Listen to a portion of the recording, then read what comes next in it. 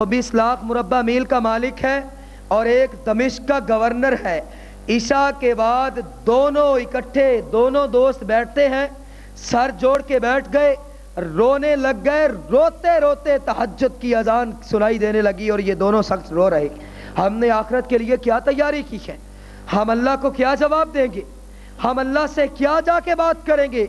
और जिनका लम्हा लम्हा, जिनके घोड़ों की टापों की कस्में भी अल्लाह ने कुरान में उठाई है, वो भी इतना रोते।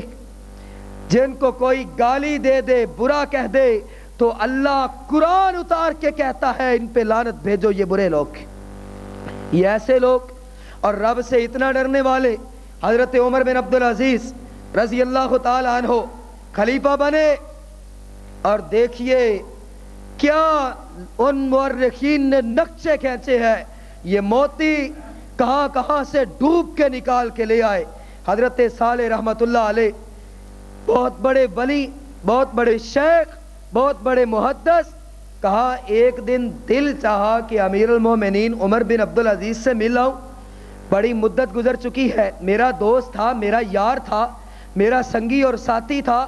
एक मुद्दत गुजर चुकी है, उमर बिन अब्दुल अजीज से मुलाकात नहीं हुई। गए और जाके देखा तो हजरत साले रहमतुल्लाह अलैह के चेहरे की रंगत उड़ गई। देखा वो उमर तो है ही नहीं जो खिलाफत से पहले था, ये तो मोटा ताजा नौजवान था। इसके चेहरे पे सुर्खियां ऐसे थी कि जैसे अभी खून टपक पड़ेगा। आज इसकी आंखें अंदर को धंसी हुई है, इसका चेहरा पीला जर्द है, इसका जिस्म लागर हो चुका है, इसकी तबीयत पे कमजोरी छा चुकी है। तड़प उठे, कहा अमीरुल मोमिनीन आपने अपनी क्या हालत बना दी है। कहा साले मैं पूरी कौम के सफेदो स्याह का मालिक हूँ, डरता रहता हूँ कोई एक शख्स कयामत के दिन अगर मेरे खिलाफ बोल पड़ा तो अल्लाह के रसूल भी मेरे खिलाफ मुकदमा लड़ेंगे और फिर मैं कोई दलील, कोई सफाई, कोई गवाही नहीं दे सकूंगा। आज तुम मेरी आंखों को अंदर को धंसते हुए देख रहे हो, जब कब्र में जाऊंगा तो 3 दिन के अंदर मेरी आंखों को कीड़े खा जाएंगे, तब ये मंजर और ज्यादा करीब होगा, तब ये मंजर और ज्यादा हैरतनाक होगा। तुम क्या जानो। हजरत उमर फारूक रजी अल्लाह ताला अन्हो, आइए मुझे इनकी बात याद आई। तारीख दमिश्क, तारीख इस्लाम, तारीख तबरी। हजरत उमर फारूक हर रोज आधी रात को बाद उठते हैं, आसमान वाले की जानिब अपनी आंखों को उठाए, आंसुओं को बहाते हैं, अपने हाथों को उठाए रखते हैं और चुपके चुपके अपने रब से कुछ मांगना शुरू कर देते हैं। बीवी ने 1 दिन देखा, 2 दिन देखा, 4 दिन देखा, हफ्ता गुजर गया।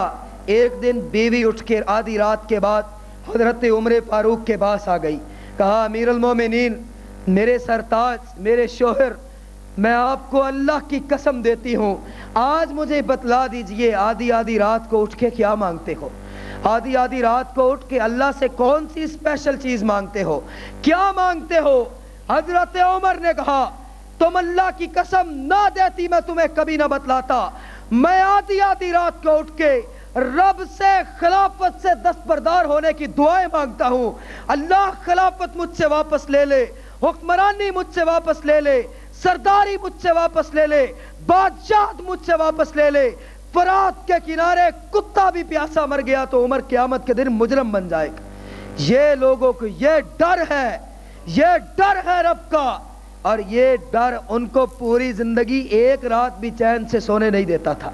आज हमारे अंदर ऐसा डर है, अपनी दौलत को, अपने माल को, ज़रा जवाहरात को, दिरहम दिनार को, बैंक बैलेंस को, जायदाद को, स्टेटस को हमने कभी किसी गरीब की दादरसी पे लगाया? हमने कभी किसी गरीब के घर का चूल्हा चलाया? हमने कभी किसी यतीम बच्ची के सर पे कोई दुपट्टा रखा है? हमने किसी बेवा औरत को कभी 10 दिन का राशन ला के दिया? हमारी दौलत किस काम की, हमारा नाम किस काम का? अल्लाह हमसे नहीं पूछेगा कि मैंने तुम्हें इतना दिया फिर भी मेरे बंदे भूखे नंगे रहे, मैंने तुम्हें इतना दिया फिर भी तेरा हमसाया भूखे पेट सोता रहा और तू मुरगन गिजाएं खाता रहा। हमें क्या हो गया है? भाइयों उठो, अपने दिल के अंदर अल्लाह के डर को पैदा करो। अगर अल्लाह का डर ना हुआ تو ہم اللہ کی نظر میں مردہ لوگ ہیں، زندہ لوگ نہیں، مردہ لوگ ہیں۔ اور نبی کائنات صلی اللہ علیہ وسلم کو ماننے والے کون لوگ کہاں سے ان لوگوں کی مثالیں تاریخ اٹھا کے لے آئی جنہوں نے پوری زندگی دور اقتدار میں بھی ایک ایک کپڑے پہ ایک ایک سوٹ پہ گزارا کیا تھا۔